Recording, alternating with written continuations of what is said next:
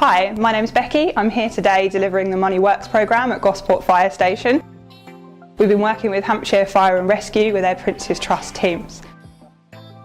So we've got 8 young people here today. They're a real mixed bunch. They're really excited. They've really enjoyed what we're covering.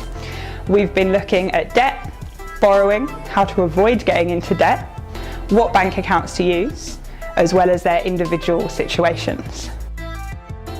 At the moment we're learning about money management, but we've done a hell of a lot more things which I feel has helped me a lot. I'm not the best with money. My bank helped me by understanding loan sharks more.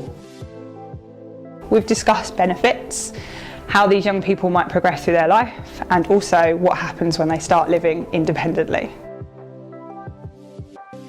I've learnt the difference between API and AER. And since I do have a savings and a current account, it's interesting to see what I would need for both of them, because my savings account I won't be able to touch for a couple of years since it's inheritance, but it'd still be good to have a good, high interest rate for it. For my current account, since I do get money monthly into it and I do take it out quite quickly and sometimes go overdrawn, it would be good to have a low interest rate because it could cause me problems in the long term of being in debt if I don't get that sorted.